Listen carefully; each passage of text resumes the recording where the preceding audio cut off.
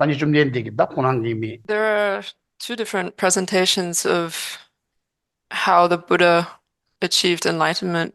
One is a shared presentation between Hinayana Mahayana. Well, it's more of a general presentation wherein he was just an ordinary being and not already enlightened when he came to Earth. And thus, he grew up in the palace enjoying his his royal rights and enjoyments. He had wives, he had courtesans, he had a child. And then, as the Buddha said,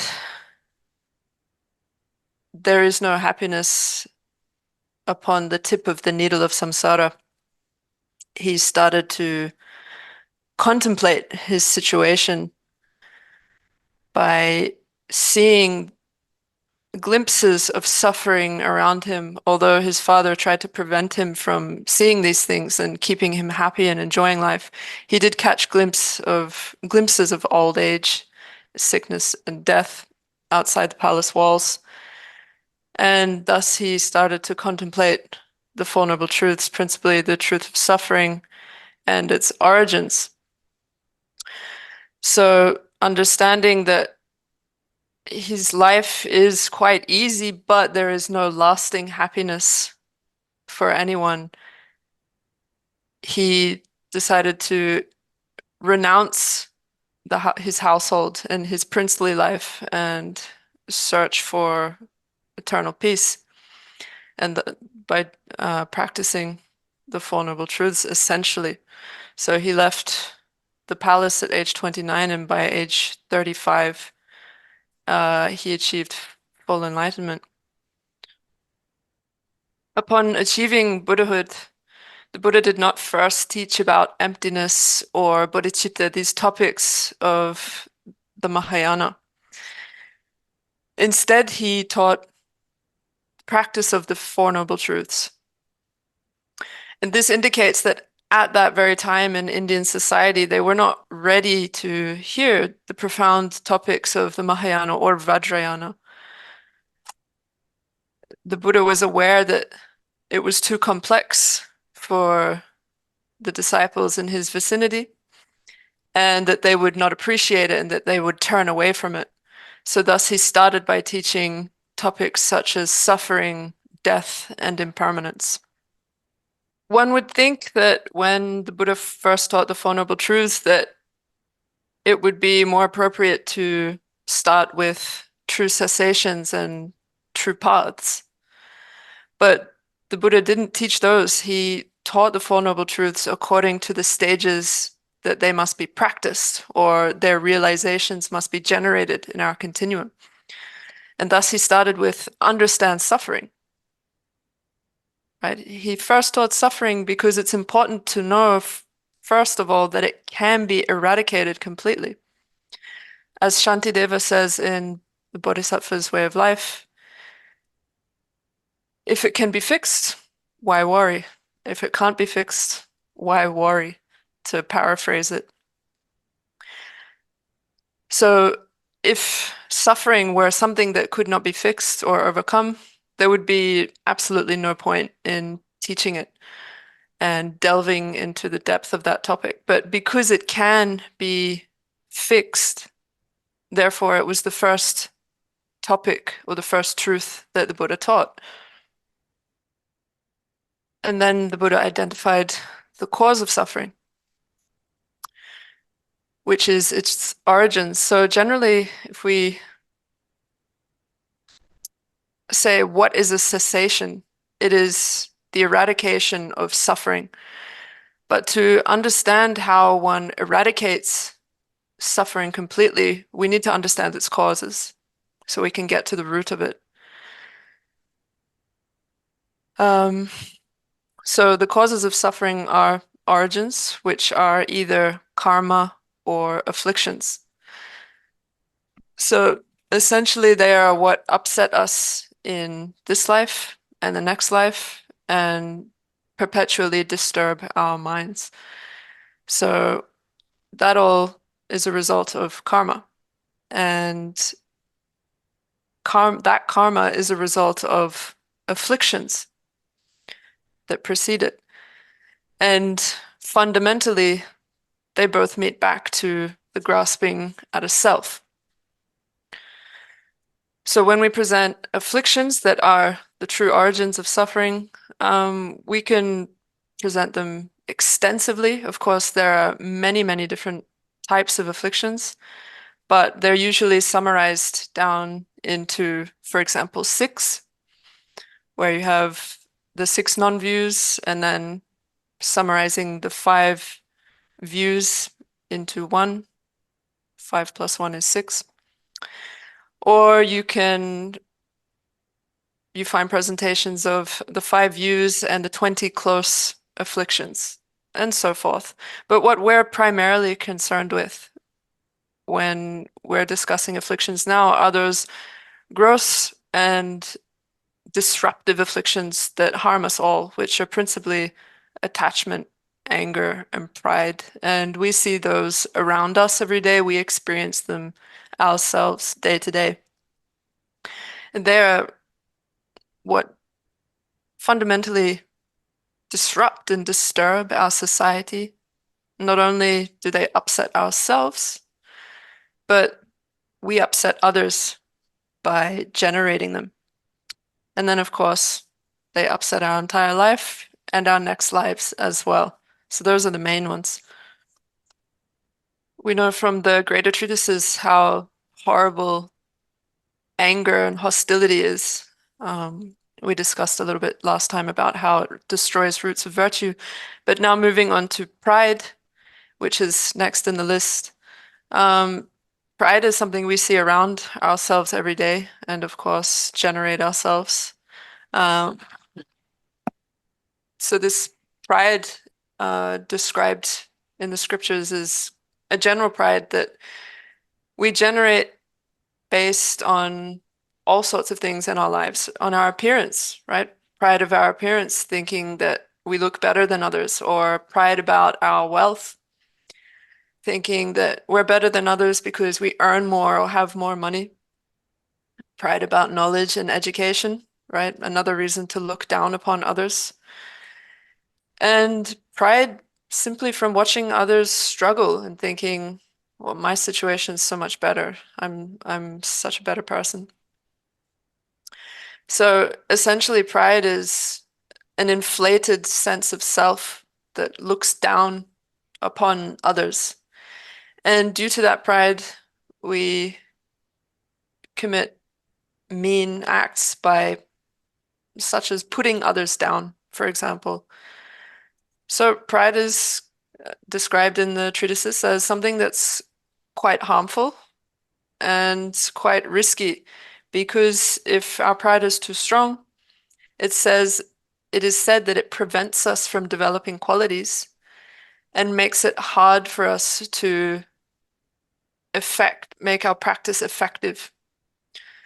And of course, in Vasubandhu's Abhidharma, he details the divisions of pride. He divides it into 7. So like manifest pride, excessive pride, and so on and so forth. The next in the list is ignorance. So root ignorance. So generally, ignorance or unknowing is identified as very simply a lack of knowledge, a lack of clarity about a situation. And sometimes that is identified as the root of other afflictions. But here in this context, we're not identifying it as that general ignorance that is a lack of clarity or a lack of knowing of the situation generally, but more specifically, the ignorance that is the grasping at a self or ignorance that is grasping at true existence. So it's more specifically an ignorance with respect to the nature of reality. So that we understand here as self-grasping, right? Grasping at an I. And that is fundamentally the root, which causes us to accumulate karma and produce afflictions such as attachment, hatred, pride. All of them root back to that. So essentially, this self-grasping we're identifying here is this concept of this concrete, self-sufficient self that exists with the aggregates, right? This strong sense of I, which is the opposite of the object of the wisdom realizing selflessness. So here we need to know that we're identifying root ignorance as that and not the general lack of clarity or lack of knowledge of a situation, right? The next in the list is doubt. So actually there can be virtuous doubt, right? There are different kinds of doubt. Doubt leaning towards the fact, doubt that leans away from the fact, and doubt that is sort of two-sided in the middle. But here the sort of doubt we're talking about is a negative kind of doubt. That doubts, for example, karmic causality or the three jewels, thinking they probably don't exist, right? We're talking about a doubt that's nature is affliction and that is a cause for true sufferings. So the kind of doubt we want to eradicate. Then next in the list is wrong views. And in this context, wrong views are described as the views thinking, for example, that the three jewels don't exist or that karmic causality doesn't exist.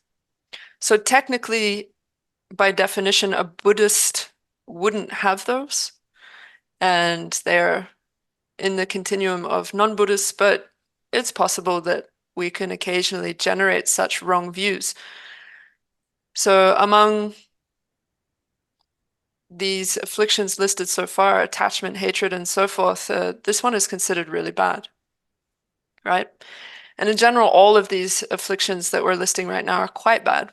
And we do give rise to them, but we don't often recognize that we are. We sort of ignore what's going on. But we should get into the habit of thinking at the end of the day, which afflictions did I give rise to today, right? Just do a mental recap of your day and your mind state.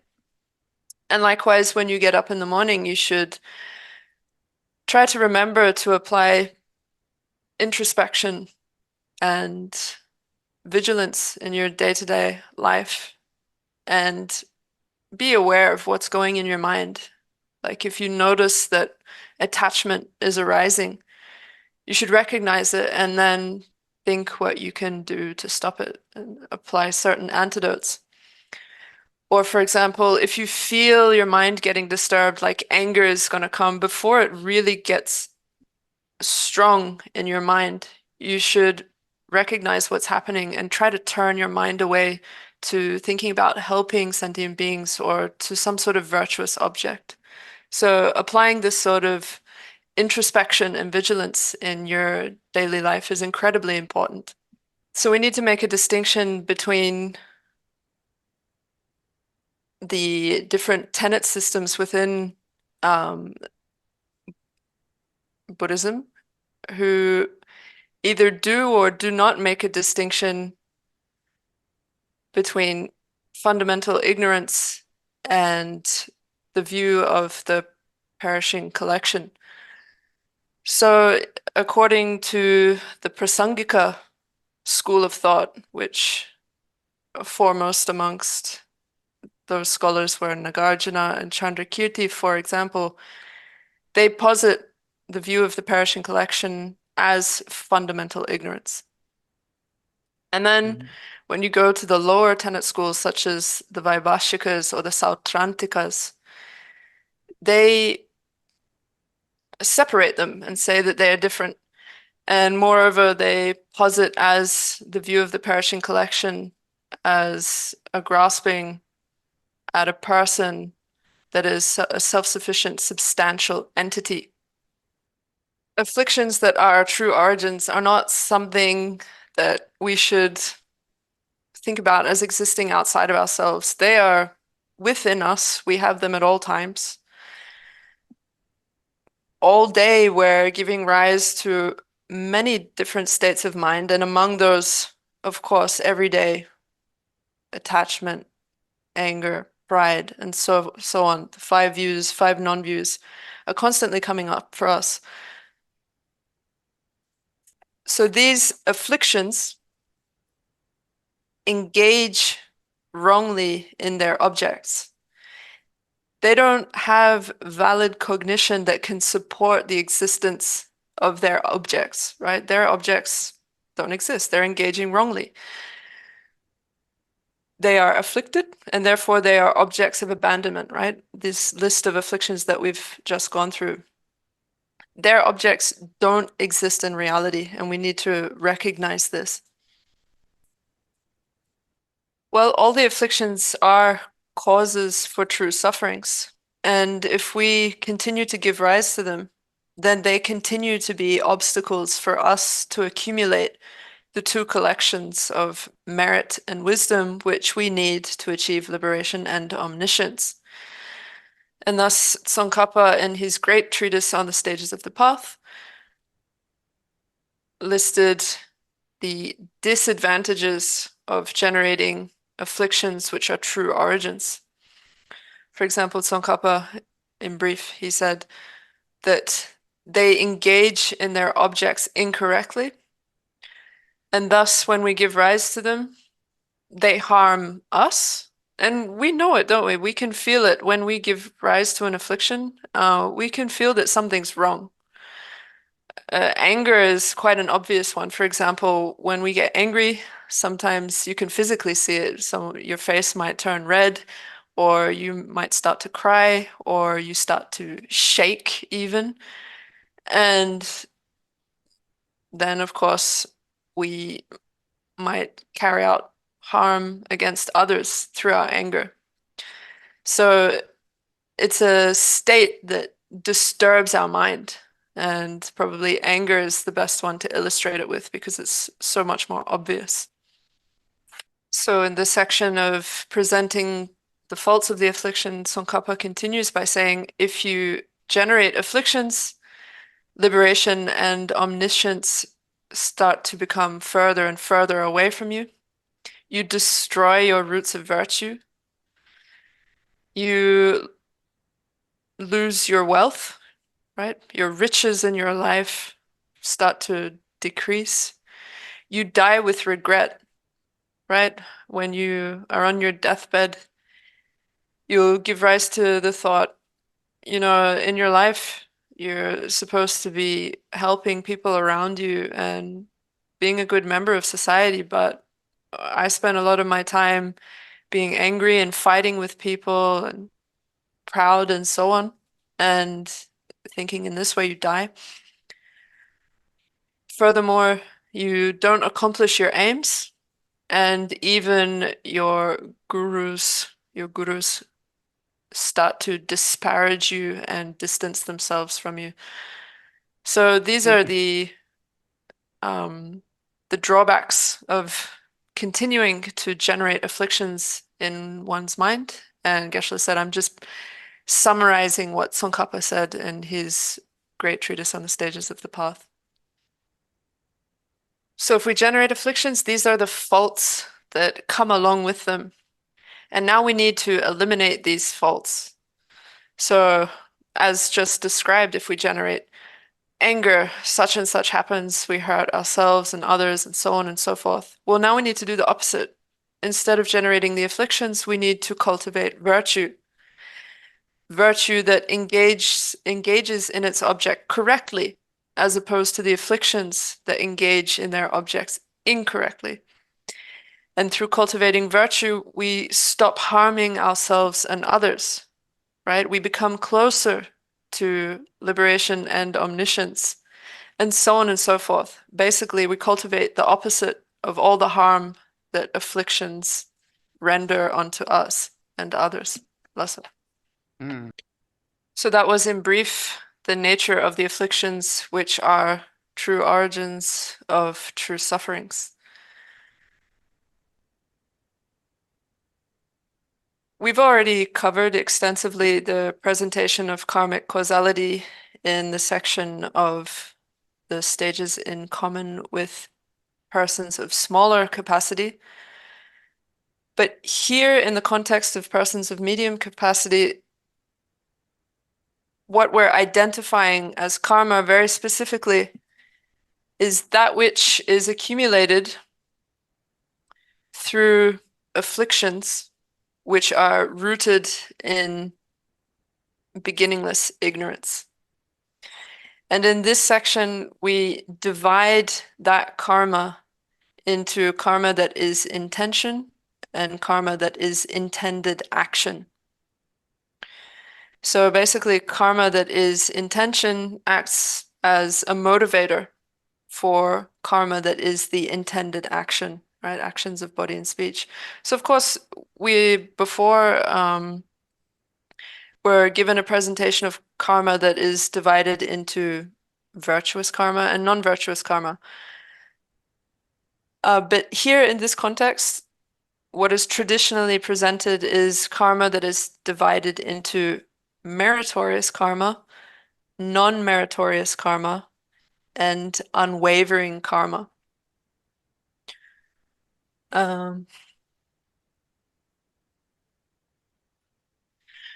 So meritorious karma is karma that is a projecting karma into the higher rebirths within the desire realm, so of persons and gods.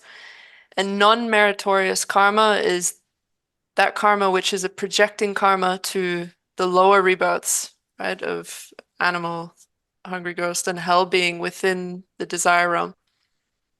Right, so meritorious and non-meritorious karma pertain to the desire realm, and unwavering karma or immutable karma, you might hear it being called, is projecting karma that leads to rebirth in the higher realms of the form and formless realms as gods there.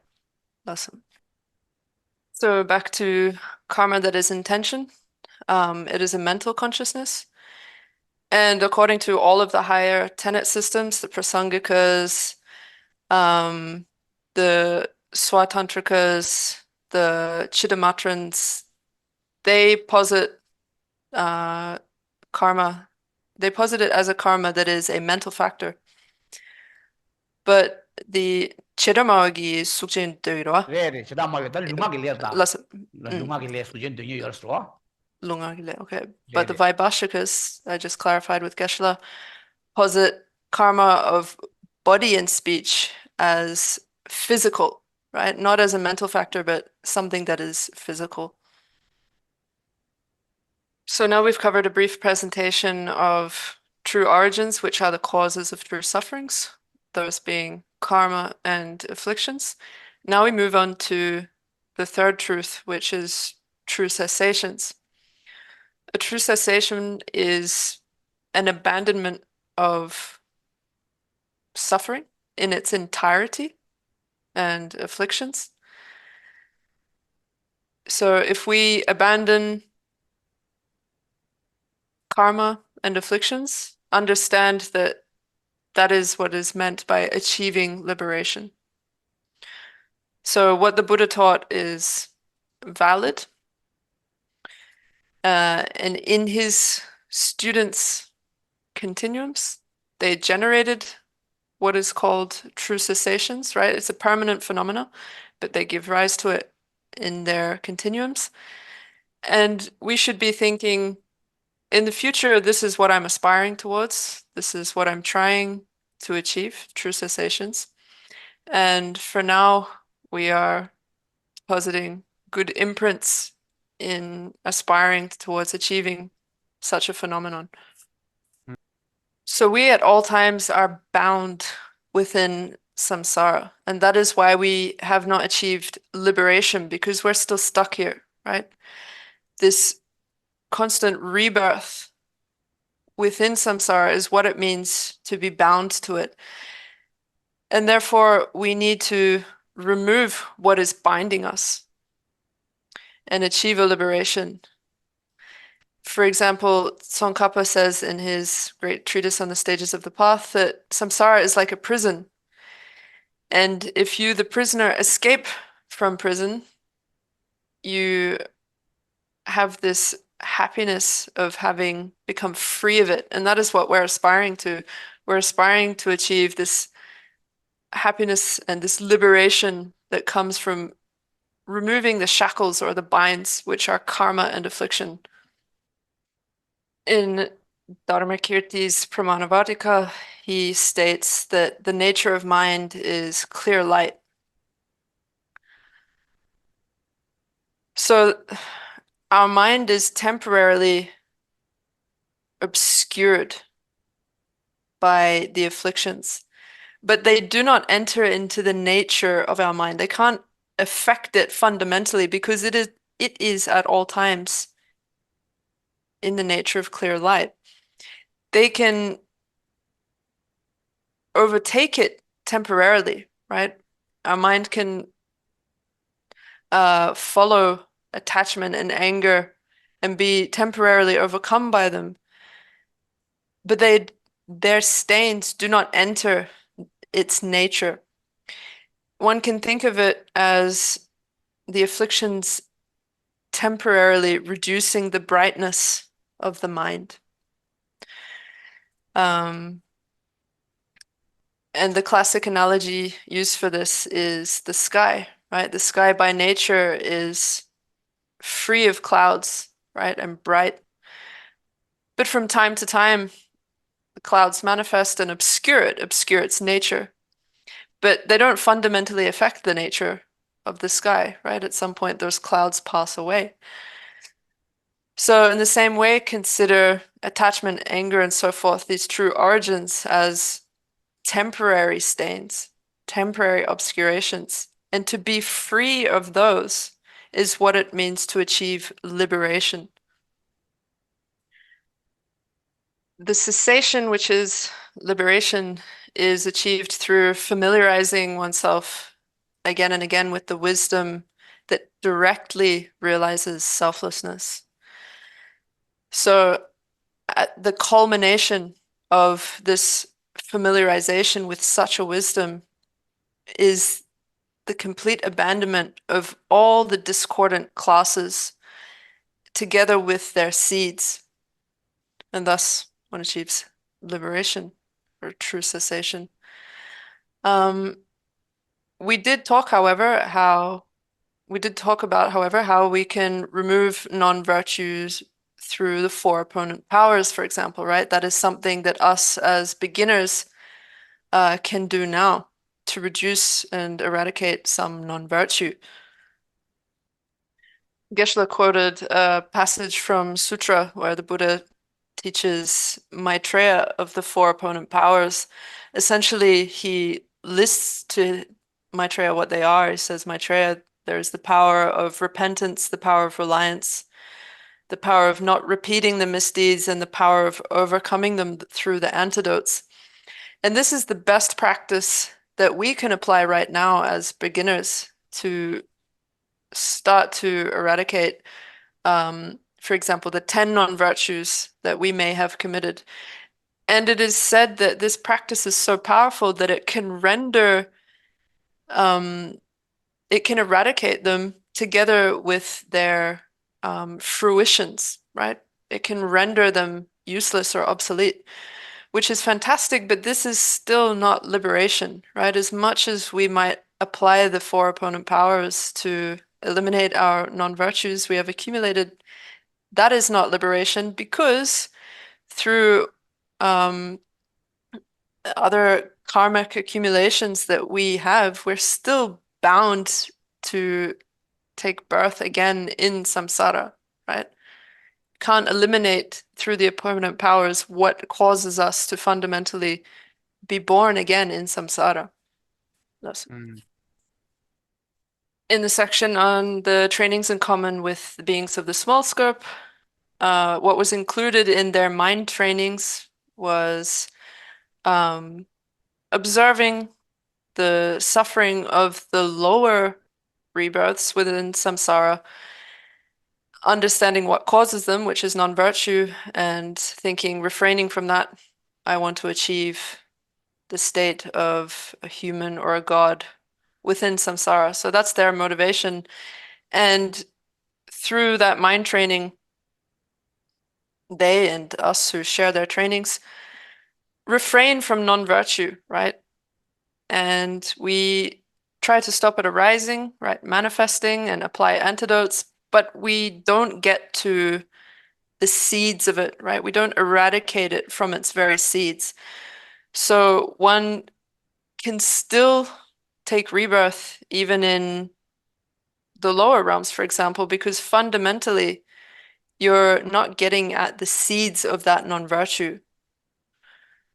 Then with respect to those who meditate on the absorptions of the form and formless realms, so the concentrations, in their meditations, they see the faults of the objects within the desire realm.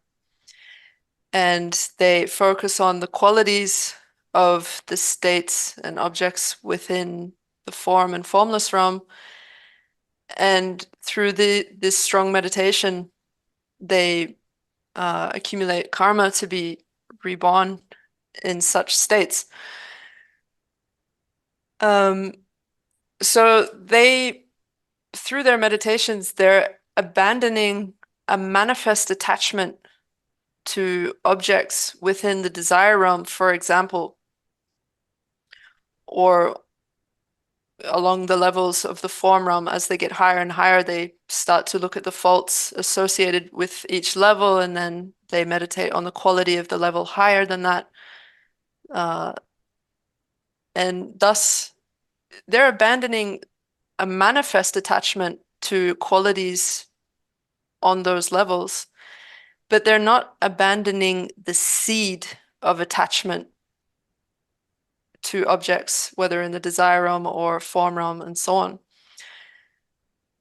And that's because they have not eradicated that desire and its seed by meditating on the wisdom realizing selflessness.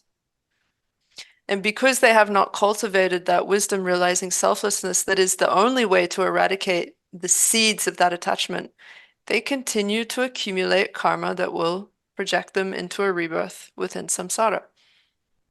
Therefore, to achieve what is called liberation or true cessation or nirvana, we need to realize or cultivate the wisdom that understands selflessness. So that isn't something we have access to right now, but you should feel convinced that you will definitely generate it in future if you continue to practice right now. So this wisdom realizing selflessness is, according to the Prasangikas, a realization of emptiness. And within the lower tenet systems, they would assert it as a wisdom realizing the selflessness of persons. So essentially, it is a wisdom that has a directly contradictory mode of apprehension to fundamental ignorance, right? Observing the same object, it has a directly contradictory mode of apprehension. And that's exactly what we want to generate when we say the wisdom realizing selflessness. So, having achieved liberation from afflictions in this way, that is when we achieve what is called liberation. So it is said that in reality, first the Buddha jewel arises, then the Dharma jewel, then the Sangha jewel. But for us, personally, the opposite is true. First, we generate in our continuum the uninterrupted path of the path of seeing, which then results in the liberated paths corresponding to that. And therefore, we ourselves become a Sangha jewel. We give rise to the Dharma jewel, and then we go on to become the Buddha jewel. among the 5 paths that lead to attaining liberation, it is the path of meditation, which is the 5th, that is principal. And within the path of meditation, it is the meditative stabilization that is like a vajra, right? Vajra-like meditative stabilization that acts as the antidote, the direct antidote to self-grasping and grasping at true existence. And having applied that antidote, we achieve Buddhahood afterwards. So when exactly do we achieve a true cessation? Well, actually, we achieve true cessations during the path of seeing, right? First, we generate the uninterrupted path of seeing, which is a direct realization of selflessness, which directly abandons, right? It's divided up into certain moments, and each moment abandons a portion of afflictions or objects of abandonment. And thus, those uninterrupted paths of the path of seeing induce a liberated path, a path of liberation that corresponds with it. And that path of liberation, when it is achieved, is when you achieve a true cessation, right? And therefore, you can posit different types of liberation, right? Depending on your goal. If you're a Shravaka or a hearer, you have a liberation of a Shravaka which you attain. Or if you're a solitary realizer or a Pratyeka Buddha, you achieve the liberation of a Pratyeka Buddha. And in the Mahayana, one aspires to and achieves the liberation of a Buddha. So the difference comes because each of these 3 abandon different objects of abandonment, essentially. So, for example, the Shravakas do abandon innate grasping at a self, and therefore they abandon the origins, which are the true origins of attachment, hatred, and so on and so forth, and they become arhats, Shravaka arhats specifically.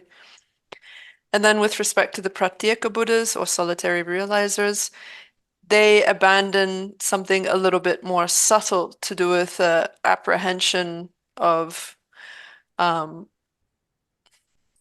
Let me ask Geshe what he wants to posit it as specifically, because he was tossing up which way to posit what they abandoned.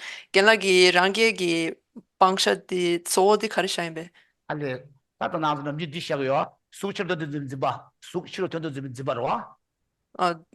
Did around last. So there's a presentation in which they abandon the apprehension of forms being external objects, which is a little bit more subtle, and through that they achieve the state of an arhat, of a pratyeka Buddha. And then, of course, in the Mahayana, we resolve to abandon something even more subtle than that, which is obscurations to knowledge, obscurations to omniscience. So through abandoning those, we achieve the state of an arhat, of a Buddha. So now you have a better idea of what liberation actually means. It is to free ourselves through abandoning this factor of constantly connecting to a new birth within samsara due to karma and afflictions. And through that, we achieve an everlasting happiness, right? It's stable. Prior to that, of course, we achieve happiness from time to time, but it is not an everlasting happiness. It's only temporary. Eventually, it turns back into the nature of suffering. So if we can get rid of this factor of constantly reconnecting to another lifetime due to karma and afflictions, we will become an arhat. We will become a sangha jewel. We will eventually become a Buddha. So for now, as beginners, we need to focus on our practice of the Lam Rim.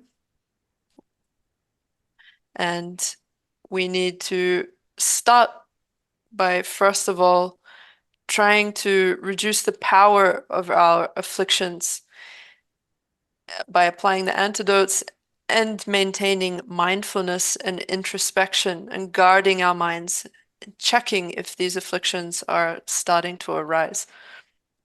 As Shantideva says in his Bodhisattva's Way of Life, it's extremely important to cultivate mindfulness and introspection.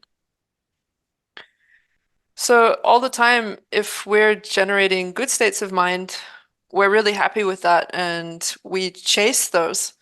But if we generate bad states of mind, we tend to ignore them, right? We don't want to think about them anymore. We just leave it be and hope that they don't come again. But this is a great fault in our practice, right? The fault of not paying attention to the bad states of mind that come up for us.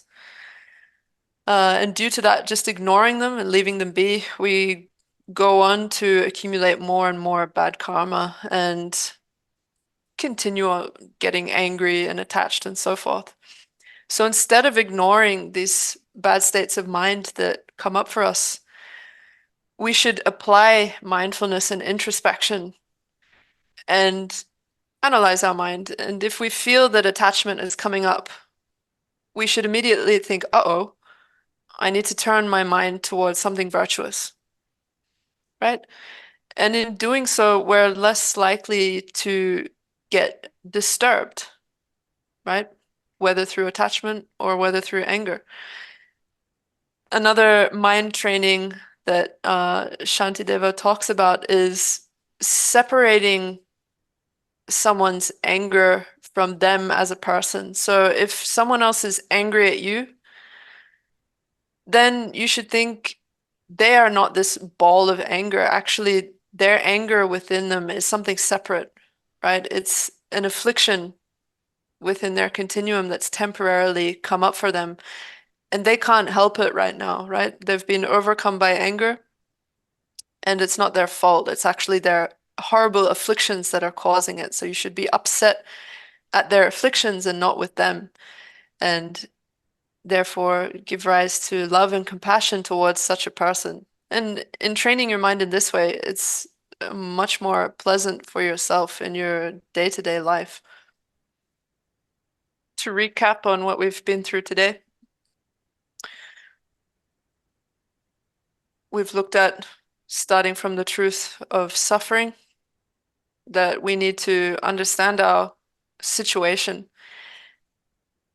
And it's not temporary physical suffering such as headaches that we need to primarily be concerned with when we think about true sufferings. It is our unhappy states of mind, right? Where we get disturbed, and these states that lead us to all sorts of things like losing our appetite or whatever, and thinking primarily about our unhappiness, we need to reflect on where it comes from. Why do we experience this suffering of unhappiness? And then we need to remind ourselves that it's all due to the true origins, karma and afflictions,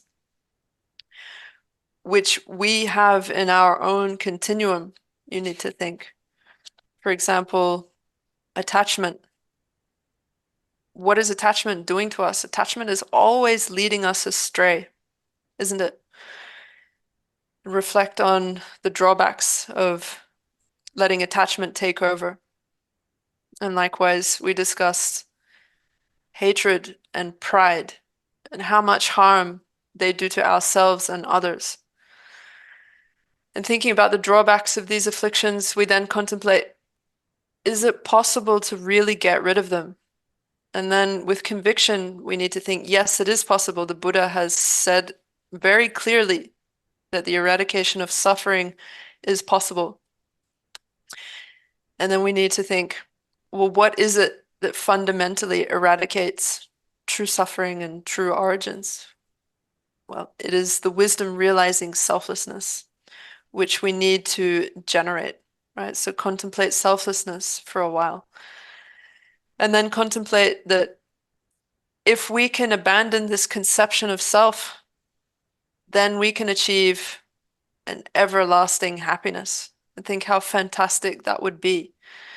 So through this mode of reflection that you should be engaging in our day-to-day life, first and foremost, it's going to help us with reducing these afflictions that we normally get carried away with, right? Attachment and anger, right? It's going to help them subside a little bit more than usual. That too, Does anybody have a question?